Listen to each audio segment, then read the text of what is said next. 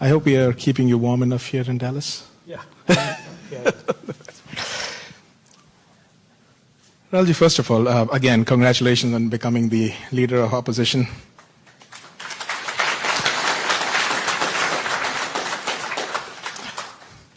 A few of my students came to me and they asked one simple question. It's like, what does his day-to-day as the leader of opposition look like? So can you tell them what exactly do you do in that role? Yeah, first, thank you very much for coming here. It's an honor for me to come, and lovely to see so many people from back home, so many students.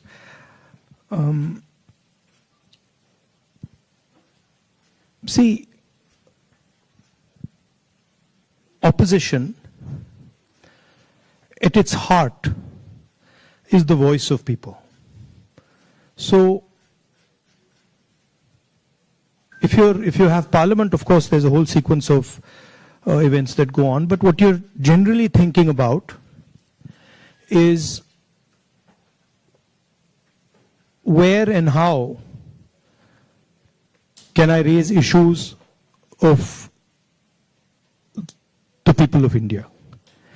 And you're thinking from a individual perspective, and you're also thinking from a group perspective. You're thinking from a industry perspective, you're thinking from a farmer perspective, and the important thing is that you do it sensitively and after listening and understanding carefully. So very often,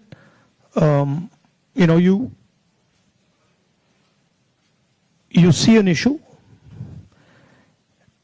in the beginning.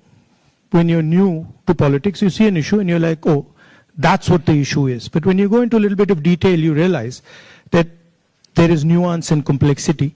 So understanding that nuance and then planning your day according to that, that's how it generally works. Parliament, of course, you go there in the morning and then it's like a war. You go in and then you fight. It's a pleasant war. It's reasonably fun at times. It can get nasty also, but it's a war of ideas, war of words, and we are trying to put our point of view across, and the government is trying to suppress our point of view. So that's how that works. And then there are a lot of people who come and see you, different types of people, party people, business people, farmers, these type of delegations. So you're constantly listening to what they're saying. So you just mentioned that you look at issues in a certain way differently. Now, thinking about your career as a politician, the first time you got elected and this time, has there been a change in the way you look at these issues and your mind thinks differently about how to go about them? Quite differently. Now, I'm coming to the conclusion that listening is much more important than speaking, right? And listening doesn't just mean that I come there and I listen to you.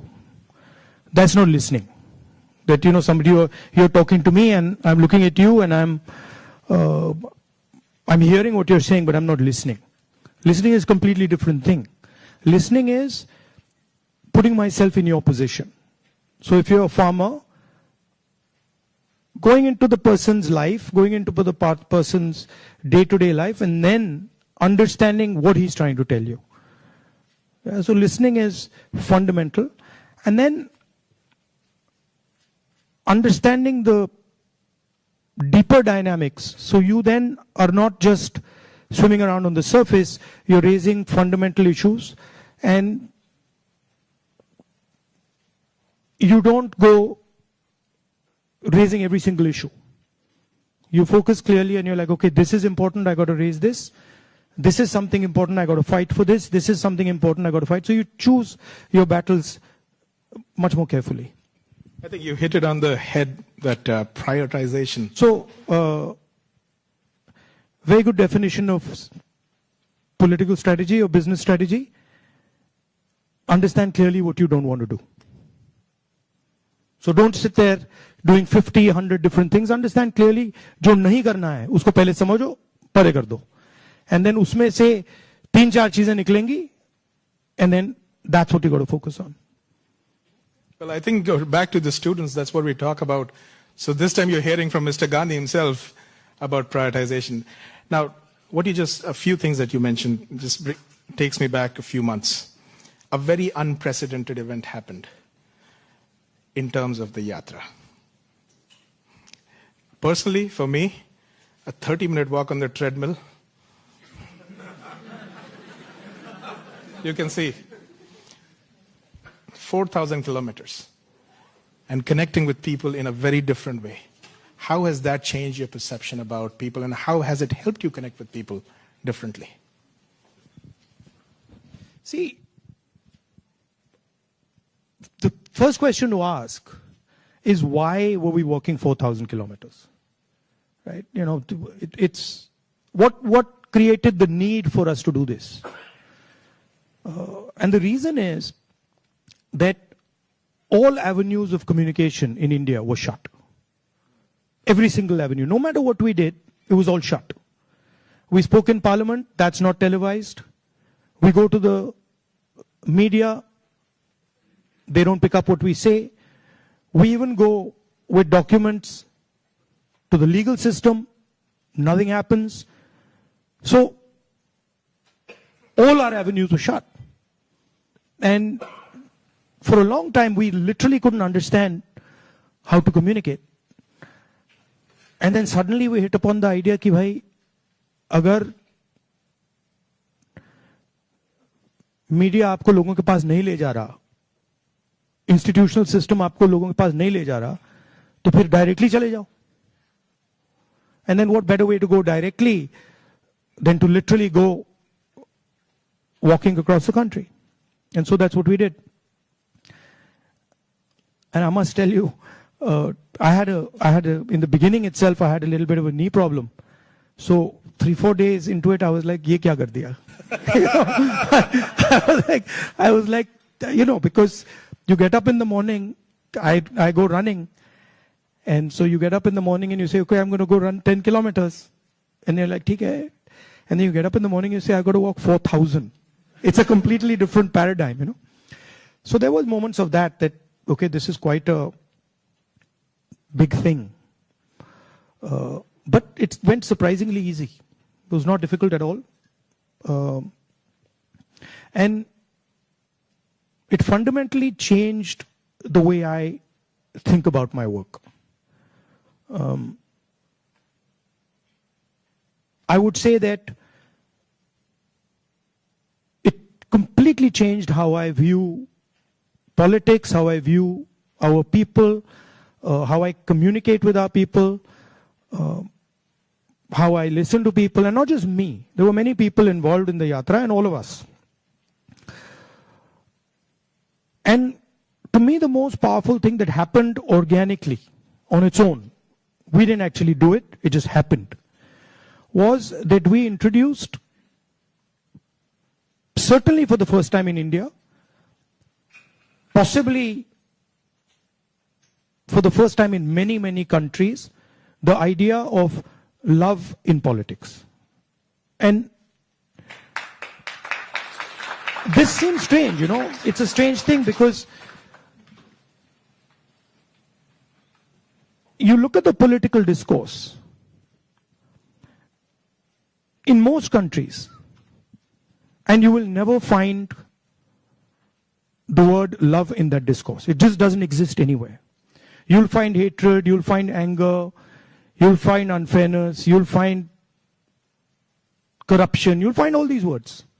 But you will never find the word love in the language.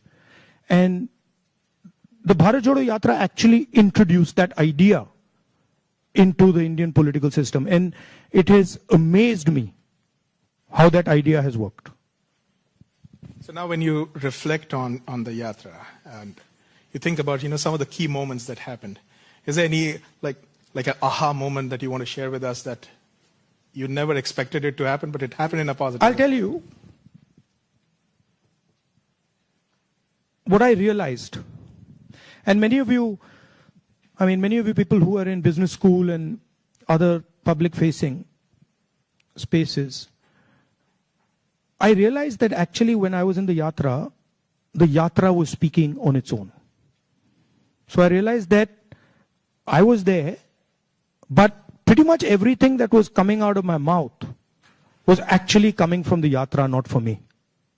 Right? So there was thousands of people, they were telling me things, I was listening to them, they were telling me things, and then their words were coming out of my mouth. So I was not communicating as Rahul. I was communicating as the yatra was communicating. And it took me a little while to figure this out, because first I was like, oh, I'm giving a speech. And I have this idea. And I'm going to say this. But then suddenly it started to occur to me that every single thing coming out of my mouth is actually things people have said to me. And the most beautiful example of this was this slogan that came, which is, Nafrat ke bazaar mein mohabbat ki dukaan khol rahe ho, right? Now you're clapping, but the slogan did not come, it was not my slogan, right? It was not even a slogan of the organizers. It was a guy who came, I saw him, and he was walking with us, and there was a rope which used to surround us, and he was trying to come in, and he couldn't come in. The police would beat him. So I saw him once there, then I saw him somewhere else. And then I told Alankar, who's standing there, I said, Dekho, usko le aao. So anyway, Alankar went looking for him, he had disappeared. Then after some time he came out, he charged through the police, and then he pointed at me like that. And he said, मैं जानता हूँ आप क्या कर रहे हो, मैं जानता हूँ आप क्या कर रहे हो. So I said, क्या कर रहा हूँ? He said, आप नफरत के बाजार में मोहब्बत की दुकान खोल रहे हो. Right? So then I realized that this is not me. This is the sentiment of the crowd that is speaking. And so that would happen again and again. It would happen sometime. Once it happened when a woman came up to me, held my hand, is walking, and I could feel that something was wrong with the way she was holding my hand. So I said, क्या हुआ? She said, वो मुझे मार रहा है. I said, कौन मार रहा है? He said, मेरा पति मार रहा है. तो I said, मतलब? She said, नहीं, वो अभी मुझे मार रहा था, मैं भाग के आई हूं. So I said, तो क्या करूं? तो I said, पुलिस वालों को बताएं? She said, नहीं, पुलिस वालों को मत बताओ. I said, क्यों? She said, और मारेगा. Now, that's a sentiment of thousands and thousands. I realize that's a sentiment of thousands and thousands of women. That they're being mistreated, they're being treated violently, but they can't say anything. It's hidden. Right? So now when I'm speaking to you right now, I'm saying these things to you, it's not me. It's that girl who's saying it to you. I just transmitted it. So that's the job, in my view, of a politician. Is to listen to sentiment, to understand sentiment deeply, and then to give it to other people, right? Like I can see the faces here of the women versus the men. And when I'm saying that, I can see the faces of the women are different. They're reacting completely differently to what I said because they're understanding that. They're like, oh yeah, I've been through that before, right? So that's the idea. The idea is not that Rahul Gandhi has some fantastic vision for the country and now he's going to project the vision to the country. The idea is, what is the country saying? What is the country feeling? Right? So, in our system, I always used to wonder why this idea of sort of annihilation of the person. You know, if you look at Mahatma Gandhi, you see him in a sense destroying himself. You know, when he's in university, if you see his pictures, they're very nice suit, very nice hair combed. And then slowly you start to see that those things start to fall away. His clothes fall away, his fancy suits fall away, everything falls away. So there's a sort of almost a destruction of the person taking place. And you can see this in many of our leaders. And the reason it's happening is because the person is actually dying. And the voice of other people is taking over. Right? I don't know, I'll give you an example. Do you know what devta means in the term devta? Do you know what it means? No. What? No, it doesn't mean God. No, doesn't mean the deity. So Devta in India actually means a person whose internal feelings are exactly the same as his external expression. Meaning he's a completely transparent being. Right? It does not mean God. So if this person tells me every single thing that he believes or he thinks, and he tells it to me, that's the definition of Devta. Right? It's the idea that you destroy yourself. Right? So to me, that is interesting about our politics. How do you suppress your own ideas? Right? How do you suppress your own fear? Or how do you suppress your own greed? Or how do you suppress your own ambition and absorb other people's fear, other people's ambition? I think before we go to the next question, this needs a big, big round of applause, what you just mentioned.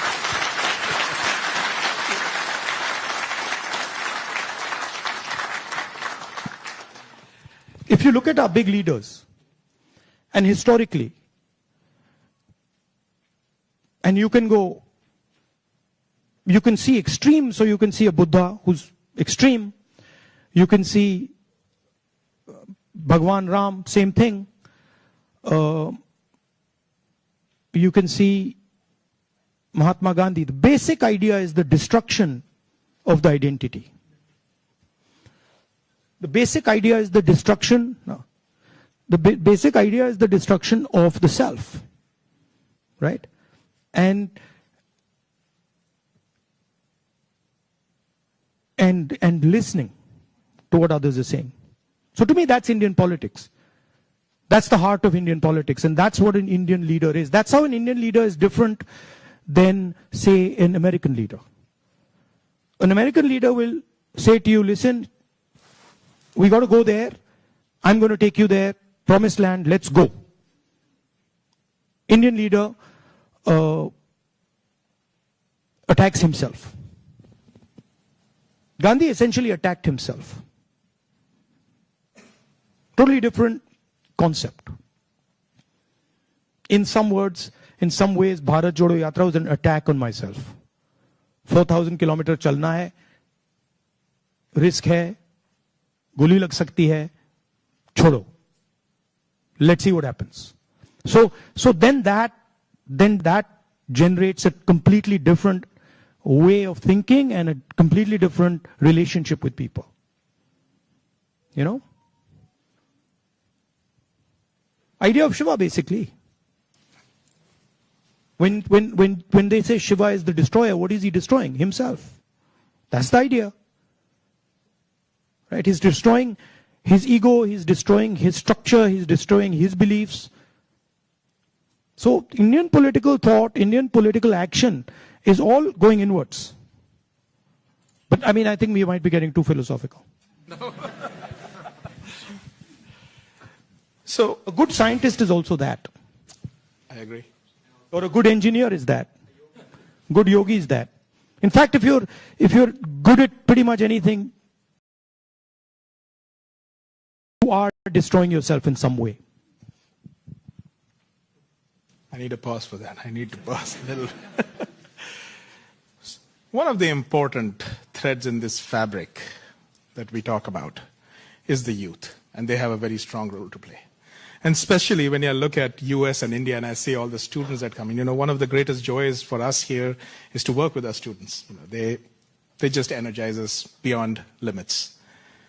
More than 300,000 of them are in the US. About 4,000 of them from India are here at UTD. Where do you see them playing a role in the large scheme of things that India is poised towards? These ambassadors who are sitting here, and of course there are some who have come before and are doing great things here in the US.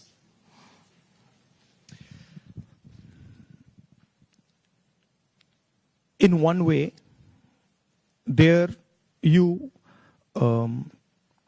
are a bridge between the rest of the world and India. So you have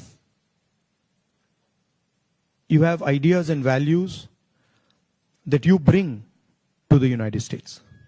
And often those ideas and values might not be understood so easily in the United States, right? There's a different cultural ethos, different cultural system here. But your ideas are as valuable as anybody else's. In the same way, they also have a culture, an ethos here. Today I met some young guys just before I came here who came into the United States, not students, but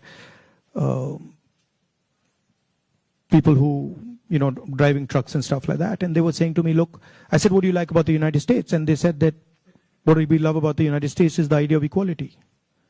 That a truck driver in the United States gets respect. And as a truck driver in India, there's no way I could get respect, right? Equality is a very powerful idea. And it's an idea that can help India in huge ways. So if you take back the idea of equality, take back the idea of fairness, that's a very powerful thing. So I think you should see yourself as a bridge. And the other thing is, what I've noticed in my life is that individuals can do huge things. And often it's individuals who you don't expect are going to do big things that do it. So system will say to you, university might say to you, these are the best students. And you'll find that actually the guy who's going to make change is sitting somewhere else in the back. And the university has a way of, making that person feel uncomfortable and said, you're not doing well, your grades are not, you're not getting a 4.0. And then suddenly you find the guy who's not doing so well has done much better in life because he's into the habit of questioning things, asking himself, why is it like this and not like that? And sometimes institutions don't react well to that. If they see you always asking questions, they might say, yaar, disturb kar raha hai isko, chup karo, piche baitho, piche bhejo. So that idea of questioning, that idea of resistance, that idea of being a little disruptive, disturbing a little bit, this is a very powerful idea. I use it in my work also. The idea of creating a disturbance. Bharat Jodo Yatra was a disturbance. Politics is going on like this, let's disturb it. We don't like the way it's going on. We want to do it like this. So I think that's powerful. If you understand the culture you're operating in, understand your culture, and then have this sense of, how can I do something to bridge it? How can I do something to disturb it? It's powerful. Talking about the same youth, I think the life of anybody who's young and is in some, like the 20s, the life is like a soap opera. Every day there is a new challenge, there is something that is... The life of somebody who's in his 50s, 60s, 70s. The soap opera continues. It's not that the soap opera stops at 30, let me tell you. In fact, in many ways, the soap opera becomes much more dramatic later. Multiple soap operas start up. But, so they have concerns. They have concerns about doing well in life. They're starting off maybe a professional career. They have questions about whether they'll do well or not. Employment also happens to be a key area and I feel across the world right now the youth is kind of rippling through that, a phase where there are questions about where they will land professionally from an employment perspective. So when we connect any sentence which has the word youth and employment in the same sentence, it's a cause of worry at a lot of places at a lot of different levels. What do you have to say about employment and our youth? See, first of all, let's be clear. Not everywhere on the planet has an employment problem. Okay? The West has an employment problem. India has an employment problem. But there are many countries in the world that don't really have an employment problem. China certainly doesn't have an employment problem. Vietnam doesn't have an employment problem. So there are places on the planet that are not struggling with unemployment. There's a reason. If you look at the United States, in the 1940s, 50s, and 60s, they were the center of global production. Anything that was made, cars, washing machines, TVs, all made in the United States. Production moved from the United States. It went to Korea, it went to Japan, eventually it went to China. And if you look today, China is dominating global production. You go to India, you look at the phones, you look at the furniture, you look at clothes, you'll see on the back, made in China. That's a fact, right? So what has happened? The West, America, Europe, India, have given up on the idea of production. And they've handed it to China. The act of production creates jobs. What we do, what the Americans do, what the West does, is we organize consumption. Okay? Uber is organizing consumption. Okay? Foxconn is organizing production. Mahindra organizes production. Bajaj organizes production. These are the guys who create the jobs. And that is the problem. You're never going to employ India using IT, using consumption. It's not going to happen. So India has to think about the act of production and organizing production. And India has to, it's not acceptable that India simply says, okay, manufacturing, what you call manufacturing or production is going to be the preserve of the Chinese, it's going to be the preserve of the Vietnamese, it's going to be the preserve of the Bangladeshis. Right? Bangladesh completely outcompetes us in textiles. Regardless of the problems they're facing right now, they wiped us off. They wiped us clean in textiles. Right? So we have to reimagine how to produce in a democratic environment. Until we do that, we will face high levels of unemployment. And frankly, it's not sustainable. So you're going to see that if we carry on down this path of forgetting about manufacturing, you're going to see massive social problems coming in India and in the United States and in Europe, right? The polarization of our politics is because of this. We're getting ready to ask a few questions from the audience.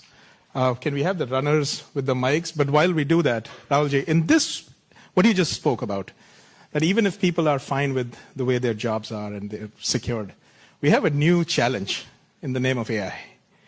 And there's a lot of fears around that AI is going to take jobs away. Do you feel so as well? Again, see, every time you get a new technology, the argument is made that it's going to take jobs away, right? When computers first came, it's going to take jobs away. When calculators first came, it's going to take jobs away. ATMs came, it's going to take jobs away. Okay, this is a fact. Now, what happens is, it does take jobs away from some people and then transfers them to other people, right? So, I'm not of the view that jobs will vanish, but different type of jobs will be created and different types of systems will benefit more or less, right? I think, for example, the IT industry in India is going to have a real big, serious problem because of AI.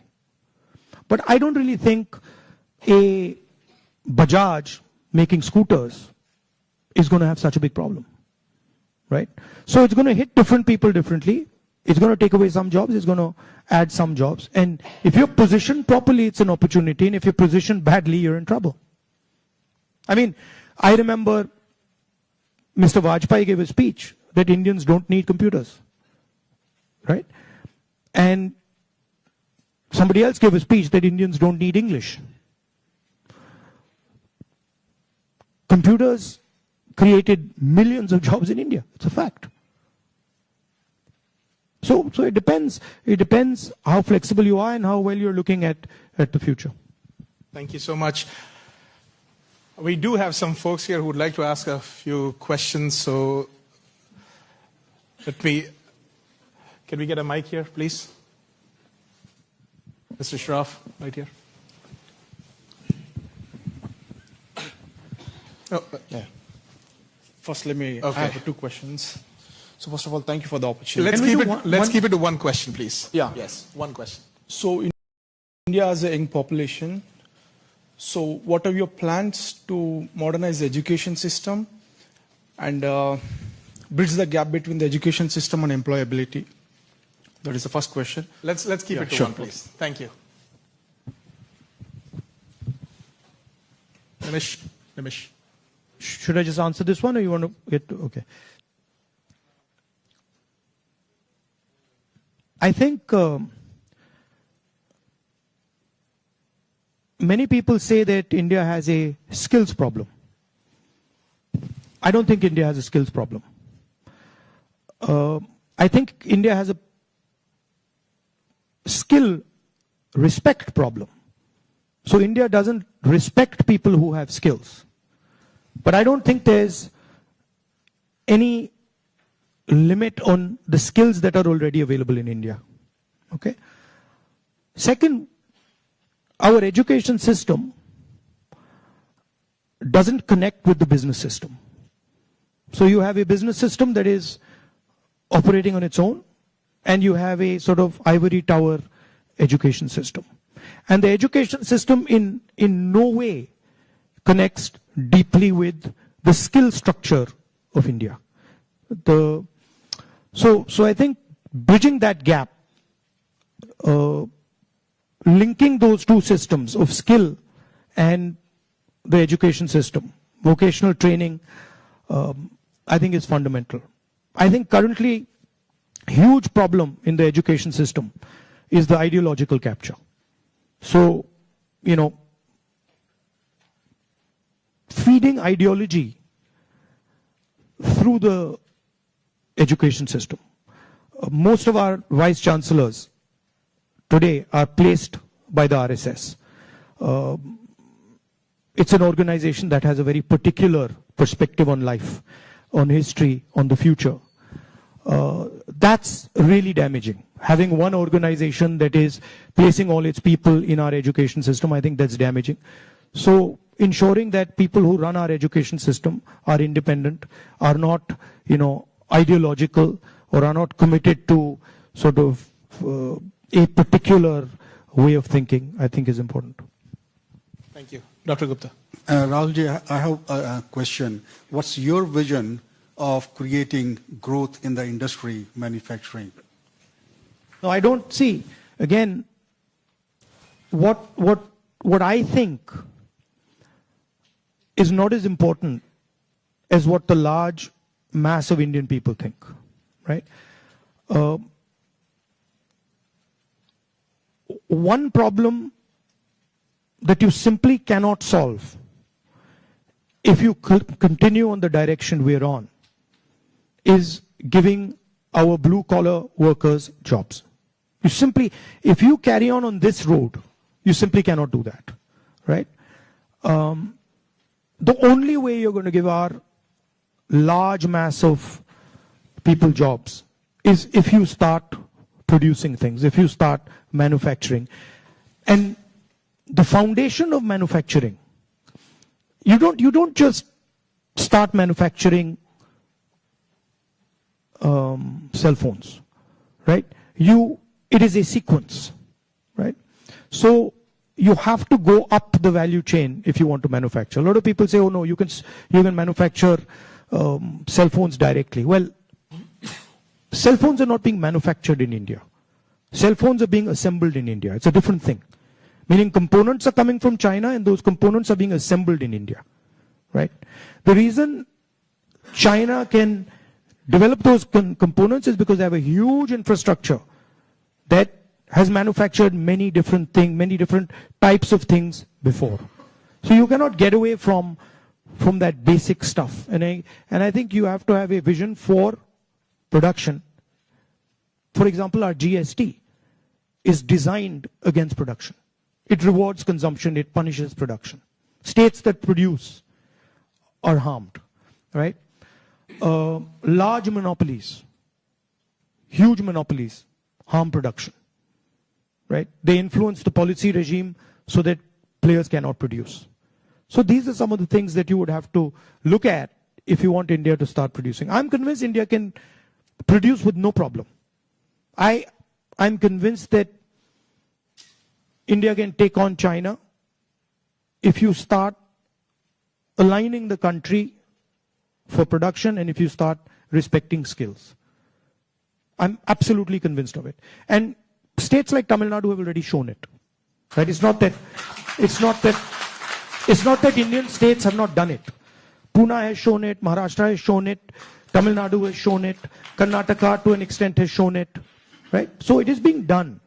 But it's not being done at the scale and with the coordination that it needs to be done. I'll give you an example. You take any district in India, you will find that there is a historical network that produces there. You go to Moradabad, you will find brass, right? You go to Mirzapur, you will find carpets. You go to Bellary, you will find jeans. So each district has a traditional network of production. Now, how much support are those people getting? You want to create a brass industry, create it in Moradabad. Open the banks to them, infuse technology, support them, and I guarantee you, they will take on China. Right? And you can do it in every district. You support the Bellary jeans industry. You put in a couple 100 crores into that thing. You open the doors of banks to them. I guarantee you they'll get to work. Right? But currently, I mean, a simple statistic. 16 lakh crore rupees of bank loans have been forgiven to 25 people. 25 people. Right? Do you realize how many industries you could set up with that? And they've just been forgiven. Right? When we forgive farm loans and we say, okay, we're going to forgive 70,000 crores for all India's farmers, the press suddenly jumps up and down. And 16 lakh crores have been forgiven without a word. And whose money is it? It's taxpayers' money. Where's it come from? It's come from your pockets. So why should 20 people get this massive free gift? Why should one person, suddenly have all the ports, all the airports, all the defense contracts? What is happening when you do that? You're taking away money from people. Instead of having one business that runs all the airports in the country and one business that runs all the ports, you could have 10, 15, 20. Right? So it's all destruction of economic activity. Thank you. We can take something on this side. Can we have the mic? Can we please have the mic here? Rakshit, go ahead.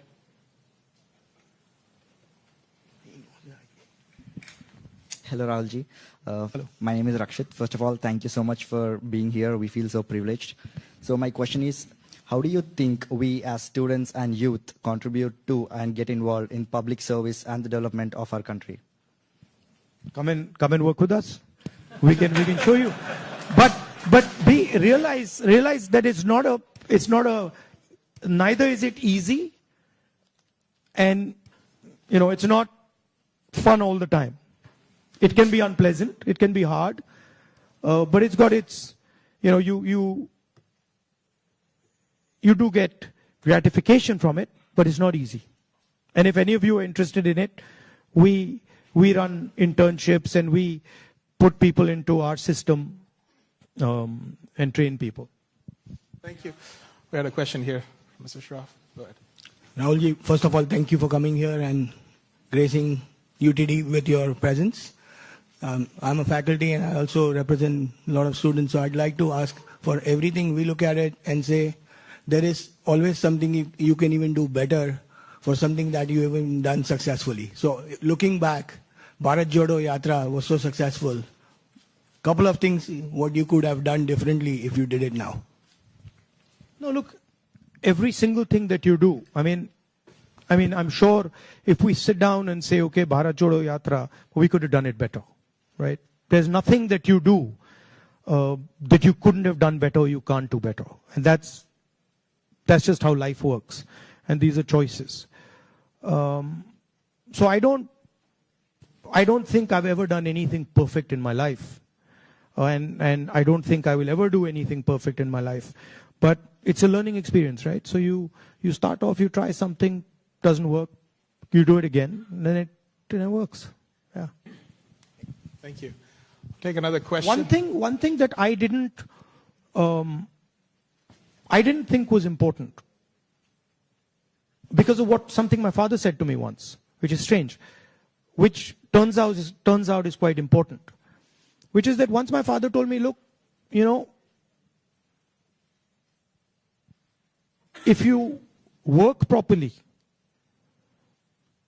you don't need to tell anybody about it. Work speaks for itself. But it's actually not true. It's a strange thing. It's not true. You got to communicate it. And the one thing I have fundamentally changed is that earlier I would do something and I wouldn't communicate it. And now I do something and I communicate it. It's not actually my nature. My nature is actually just to do it and not communicate it. But I think it is important that you communicate. Yeah.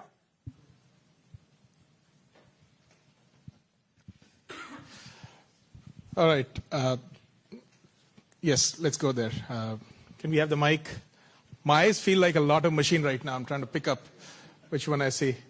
Where is the mic? Jitesh, go ahead.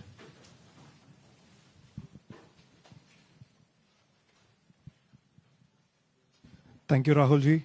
So, as my friend Rakshit was saying, like public into service or public into politics, which one you prefer? Like one Indian youth should be more into service or like complete into politics?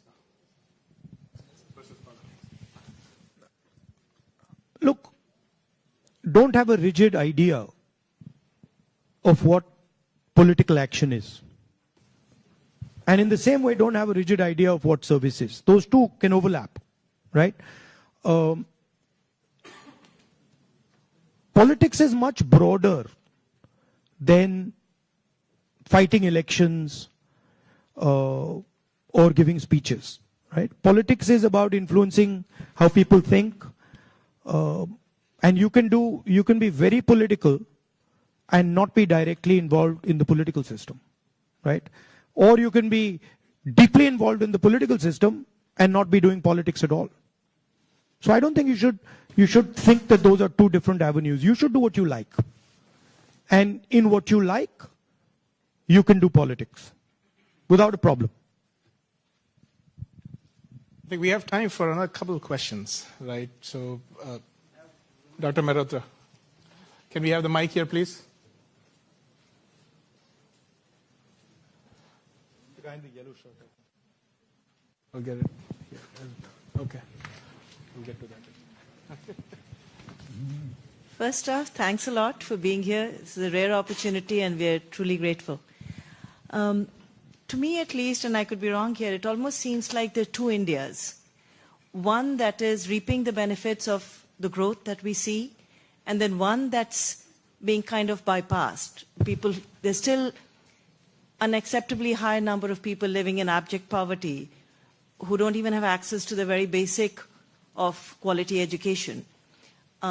What vision do you have to ensure that this India that's kind of been cut off at least gets some benefits, and that it's a little more equitable, the benefits of India's economic growth? There are clearly two Indias. And very small percentage of people, very small percentage of people benefit from India. The vast majority of people don't benefit from it. And if anybody talks about building a country, talks about progress, you simply cannot ignore this fact, right? If you look at our institutions, our businesses, our legal system, anywhere, you will find that it's captured by a very, very small percentage of people. Now, one of the things that I keep saying is that in the 21st century, you need data. And you need to understand the extent of this capture. I think when people actually understand the extent of this capture, they will be shocked, right? And so, for example, the idea of a caste census is a way of shining the light on this capture, right? It amazes me when people say, oh, there shouldn't be a caste census. It's like saying his leg is broken and